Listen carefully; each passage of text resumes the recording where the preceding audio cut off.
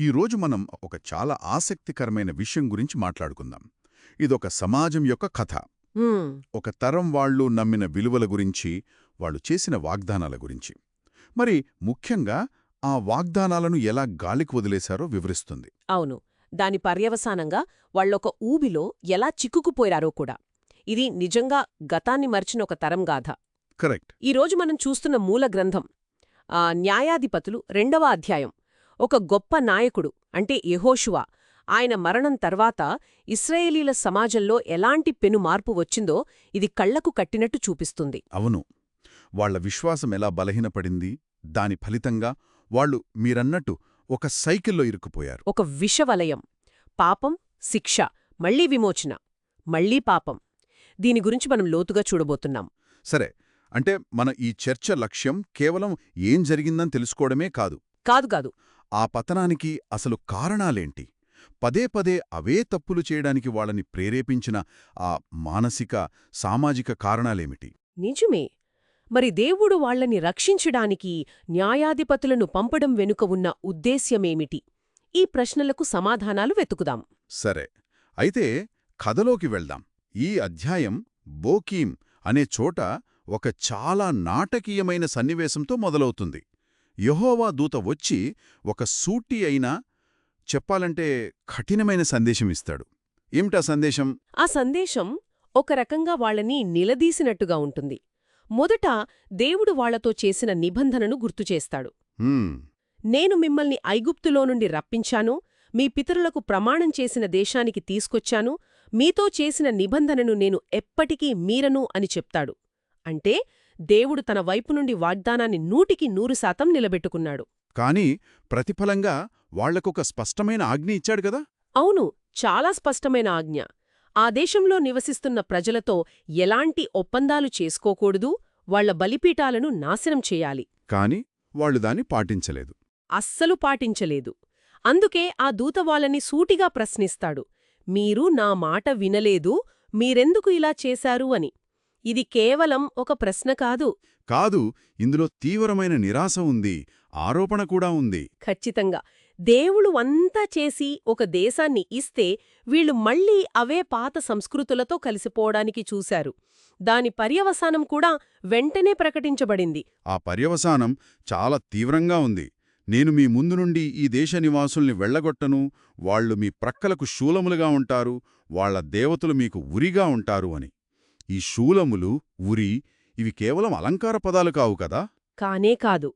ఇక్కడే విషయం యొక్క తీవ్రత మనకర్థమవుతుంది. ఈ పదాలు 2 రకాల ప్రమాదాలను సూచిస్తున్నాయి. మీ ప్రక్కలకు శూలములు అంటే నిరంతరం ఒక ముల్లులా గుచ్చుకుంటూనే ఉంటారు. అవును, వాళ్లకి నిరంతరం భౌతికమైన ప్రమాదం పొంచి ఉంటుందని అర్థం. ఎప్పుడూ యుద్ధాలు, దాడులు, ఘర్షణలు, జీవితంలో అశాంతి. అంటే వాళ్ళకిక శాంతి, స్థిరత్వమనేవి ఉండవు. మరి వారి దేవతలు మీకు ఉరిగా నుందురు. ఇది ఇంకా ప్రమాదకరంగా అనిపిస్తోంది. సరిగ్గా. ఇదింకా లోతైన ఆధ్యాత్మిక హెచ్చరిక. ఉరి అనేది ఎలా ఉంటుంది? మెల్లగా, తెలియకుండా బిగుసుకుంటుంది.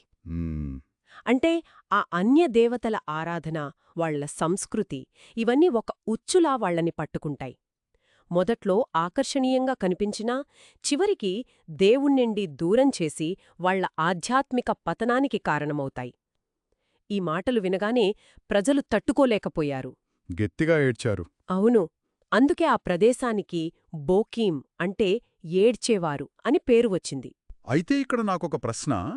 వాళ్ళ ఏడుపు నిజమైన పశ్చాత్తాపమా, లేక కేవలం శిక్షకు భయపడి వచ్చిన కన్నీర్లా? ఎందుకంటే వాళ్ళ ప్రవర్తనలో తర్వాత పెద్దగా మార్పు కనిపించదు. అది చాలా ముఖ్యమైన ప్రశ్న. వాళ్ల ఏడుపులో బాధ ఉంది, నిజమే. కాని ఆ బాధ ప్రవర్తనలో మార్పుకు దారి తీయలేదు. ఇది చాలాసార్లు మనం చూసేదే. నిజమే. తప్పు చేసినందుకు బాధపట్టం వేరు, తప్పు యొక్క పర్యవసానాలకు బాధపడటం వేరు. వాళ్లు బహుశా తమకు రాబోయే కష్టాలను తలుచుకుని ఎడ్జారే తప్ప దేవునితో తమ సంబంధం దెబ్బతిన్నందుకు కాకపోవచ్చు. అందుకే ఆ మార్పు తాత్కాలికమే అయ్యింది. సరే, ఈ పరిస్థితికి అసలు మూలమెక్కడుందో గ్రంథం తర్వాత వివరిస్తోంది. యెహోషువ ఇంకా దేవుని అద్భుత కార్యాలను కళ్లారా చూసిన అతని తరం వాళ్లంతా చనిపోయిన తర్వాత అంతా తలక్రిందులైంది. ఏం జరిగిందప్పుడు? ఇక్కడే ఈ కథలో అత్యంత విషాదకరమైన మలుపు కనిపిస్తుంది. 10వ వచనంలో ఒక వాక్యముంది. అది మొత్తం న్యాయాధిపతుల గ్రంథానికి పునాదిలాంటిది. ఏమిటది?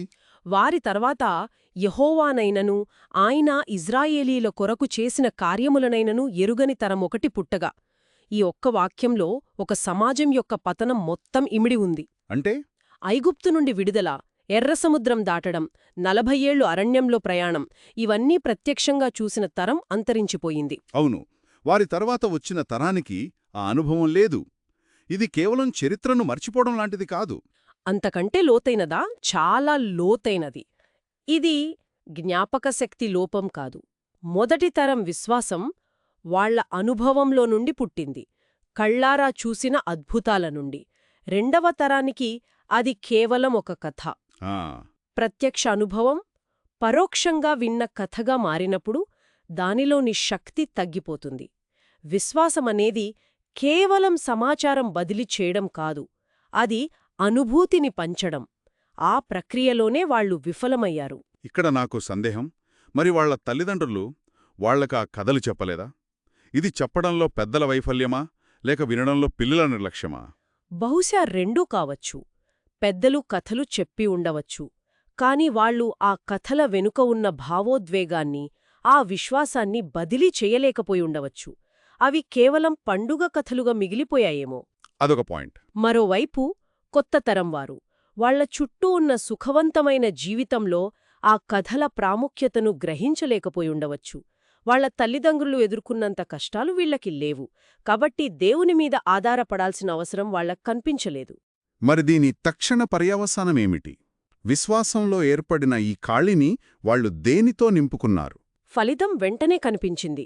11వ వచనం ప్రకారం వాళ్లు యెహోవా కన్నుల ఎదుట కీడు చేసి తమ పితరుల దేవుణ్ణి విసర్జించారు. ఎవరిని పూజించడం మొదలుపెట్టారు? వాళ్ల చుట్టూ ఉన్న ప్రజలు పూజించే దేవతలైన బయలునో అష్టారోతును పూజించడం మొదలుపెట్టారు. ఈ బయలు, అష్టారోతు కేవలం పేర్లు కాకుండా వాటి ఆకర్షణ ఏమిటి? ఎందుకు ఇశ్రాయేలీలు అంత సులభంగా వాటివైపు మొగ్గు చూపారు? మంచి ప్రశ్న. ఇవి కేవలం బొమ్మలు కావు. ఆనాటి వ్యవసాయ సమాజానికి అవి చాలా ఆచరణాత్మకమైన దేవతలు.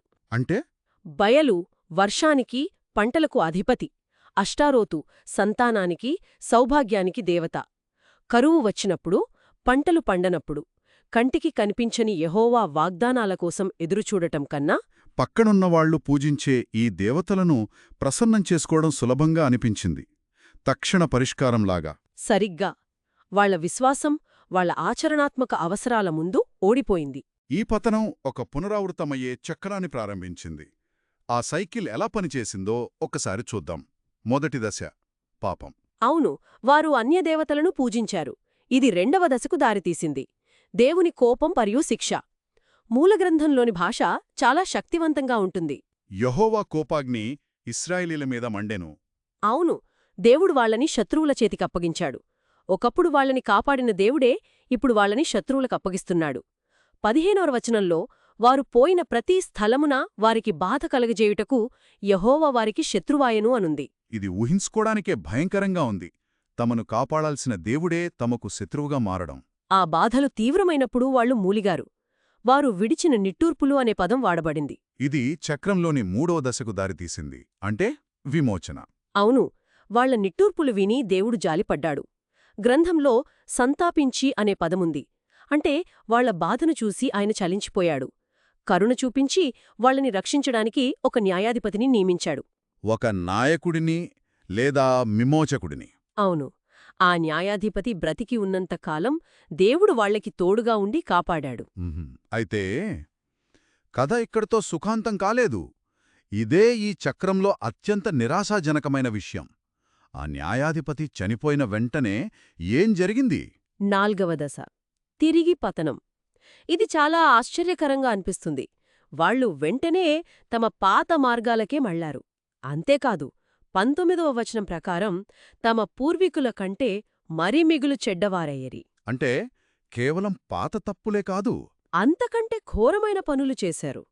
ప్రతిసారీ మరింత లోతుకు దిగజారారు. వాళ్ల మూర్ఖ ప్రవర్తనను అస్సలు విడిచిపెట్టలేదు. ఇది విచిత్రంగా ఉంది. న్యాయాధిపతి ఉన్నంతకాలం బాగుండి ఆయన చనిపోగానే మళ్లీ పడిపోవడం. అంటే వాళ్ళ మార్పు నిజమైనది కాదనేనా? అది వాళ్ళ మార్పు యొక్క ఉపరితల స్వభావాన్ని చూపిస్తుంది. మార్పు హృదయంలోంచి రాలేదు, కేవలం పరిస్థితుల ఒత్తిడి వల్ల వచ్చింది. కష్టమొచ్చినప్పుడు దేవుడి వైపు తిరగడం, కష్టం తీరిపోగానే ఆయన్ని మర్చిపోవడం. సరిగ్గా. ఆ న్యాయాధిపతి ఒక బాహ్య నియంత్రణ శక్తిగా ఉన్నంతకాలం దారిలో ఉన్నారు. ఆ నియంత్రణ పోగానే వాళ్ళ అసలు స్వరూపం బయటపడింది. అయితే ఇక్కడ మరో సందేహం. దేవుడు వాళ్ళని పదే పదే క్షమించి న్యాయాధిపతులు పంపుతూనే ఉన్నాడు. ఈ నిరంతర కరుణ వాళ్లలో ఒక రకమైన నిర్లక్ష్యానికి దారితీసిందా? మనం తప్పు చేసినా దేవుడెలాగూ కాపాడతాడనే ధీమా ఏర్పడిందా? అది చాలా లోతైన విశ్లేషణ. దేవుని కరుణను చులకనగా తీసుకునే ప్రమాదం ఎప్పుడూ ఉంటుంది. బహుశా ఆ చక్రం వాళ్లకొక రకంగా సౌకర్యవంతంగా మారిందేమో. సౌకర్యవంతంగానా? అవును. కష్టమొస్తుంది, మనం మొరపెడతాం, ఒక నాయకుడొస్తాడు, కాపాడతాడు, మళ్లీ స్వేచ్ఛ వస్తుంది. ఈ నమూనా వాళ్లకలవాటైపోయింది. దానివల్ల వాళ్ల పాపం యొక్క తీవ్రత, దేవుని క్షమాపణ విలువ రెండూ అర్థం కాకుండా పోయాయి. ఈ అధ్యాయం చివర్లో ఒక ఆసక్తికరమైన వివరణ ఉంది. యెహోషువ కాలంలో జయించకుండా మిగిలిపోయిన కొన్ని శత్రుజనాలను దేవుడు ఉద్దేశపూర్వకంగానే ఎందుకక్కడ ఉండనిచ్చాడు? అవును. ఇది పైకి వింతలా అనిపిస్తుంది, దేవుడు వాళ్లని పూర్తిగా ఎందుకు కాపాడలేదు అని. కాని 21-22 వచనాల ప్రకారం అది ఇజ్రాయేలీళ్లను పరీక్షించడానికా? అవును. వారి పితర్లు నడిచినట్లు వీరును యెహోవా విధిననుసరించి నడుచుదురో లేదో ఆ జనముల వలన ఇజ్రాయేలీళ్లను శోధించుటకై వాళ్లని అక్కడ ఉంచినట్లు స్పష్టంగా చెప్పబడింది. అంటే విజయం వాళ్లకి అంత సులభంగా దక్కలేదు. ఈ శత్రువుల ఉనికి వాళ్ల విశ్వాసానికి ఒక నిరంతర పరీక్షలా పనిచేసిందన్నమాట. ఖచ్చితంగా. జీవితం పూర్తిగా సౌకర్యవంతంగా ఉంటే విశ్వాసం బలహీనపడే ప్రమాదముంది. ఈ శత్రువుల ఉనికి ఇజ్రాయేలీలను ప్రతిరోజూ ఒక ఎంపిక చేసుకోవాల్సిన పరిస్థితిలోకి నెట్టింది. దేవుణ్ణి నమ్ముకుంటారా లేక అన్యజనుల మార్గాన్ని అనుసరిస్తారా అని? అవును. వాళ్ల విశ్వాసం నిత్యం పరీక్షించబడింది. అది కేవలం ఒక సిద్ధాంతంగా కాకుండా వాళ్ల రోజువారీ జీవితంలో ఒక ఆచరణాత్మక నిర్ణయంగా మారింది. అయితే ఈ పరీక్షలో వాళ్లు పదే పదే విఫలమయ్యారని ఈ పుస్తకం మనకు చూపిస్తుంది గదా? దురదృష్టవశాత్తు చాలా సందర్భాల్లో అదే జరిగింది. ఆ పరీక్ష వాళ్లలో విశ్వాసాన్ని పెంపొందించడానికి ఉద్దేశించబడింది, కాని వాళ్లు సులభమైన మార్గాన్ని ఎంచుకున్నారు. ఇది మనకేం చెప్తుందంటే, కష్టాలు మనల్ని బలపరచనోవచ్చు, బలహీనపరచనోవచ్చు. అది మనం వాటికి ఎలా స్పందిస్తామనే దానిపై ఆధారపడి ఉంటుంది. సరిగ్గా. ఇశ్రాయేలీలు ప్రతిసారీ తప్పుడు మార్గాన్ని ఎంచుకున్నారు. మరి దీనంతటి సారాంశమేమిటి? మొత్తంగా చూస్తే ఈ అధ్యాయం న్యాయాధిపతుల కాలం మొత్తానికి ఒక వేదికను సిద్ధం చేసింది. ఇది కేవలం ఒక జాతి చరిత్ర కాదు, మానవ ప్రవర్తనలోని ఒక పునరావృతమయ్యే నమూనాని చూపిస్తోంది. గతాన్ని మర్చిపోవడం, తప్పుదోవ పట్టడం, పర్యవసానాలు అనుభవించడం, సహాయం కోసం వేడుకోవడం, రక్షించబడటం, ఆ తర్వాత సంక్షోభం ముగిగానే మళ్లీ పాత తప్పులే చేయడం. చాలా బాగా చెప్పారు. ఈ అధ్యాయంలో ప్రధాన ఇతివృత్తం దేవుని విశ్వసనీయతకు ప్రజల అవిశ్వాసానికి మధ్య ఉన్న సంఘర్షణే. దేవుడు తన వాగ్దానాన్ని ఎప్పుడూ నిలబెట్టుకున్నాడు, కాని ప్రజలు తమ బాధ్యతను నిరంతరం విస్మరించారు. అందుకే ఈ న్యాయాధిపతులు కేవలం తాత్కాలిక పరిష్కారాలుగా మిగిలిపోయారు, ఒక బ్యాండేడ్ లాగా. అవును. అసలు సమస్య చాలా లోతైనది. అది ప్రజల హృదయాల్లో, వాళ్ల మూర్ఖత్వంలో ఉంది. ఇక మనం ముగించే ముందు వినేవారికి ఒక చివరి ఆలోచన. యెహోవానైనను ఆయన చేసిన కార్యములనైనను ఎరుగని తరమొకటి పుట్టింది అని ఈ గ్రంథం చెబుతోంది. చాలా శక్తివంతమైన వాక్యం. ఇది ఏ సమాజానికైనా, ఏ సంస్థకైనా, చివరికి ఏ కుటుంబానికైనా ఒక ప్రశ్నను లేవనెత్తుతుంది. ఒక తరం నుండి మరొక తరానికి పునాది జ్ఞాపకాలు, గుర్తింపు, విలువలు ఇవి ఎలా బదిలీ చేయబడతాయి? ఆ బదిలీ ప్రక్రియలో ఆ గొలుసు తెగిపోయినప్పుడు ఏం జరుగుతుంది? అవును, ఎప్పుడైతే ఒక తరం యొక్క అనుభవాలు తరువాతి తరానికి కేవలం కథలుగా మిగిలిపోతాయో అప్పుడు ఆ సమాజం యొక్క ఆత్మ ఎలా బ్రతుకుతుంది?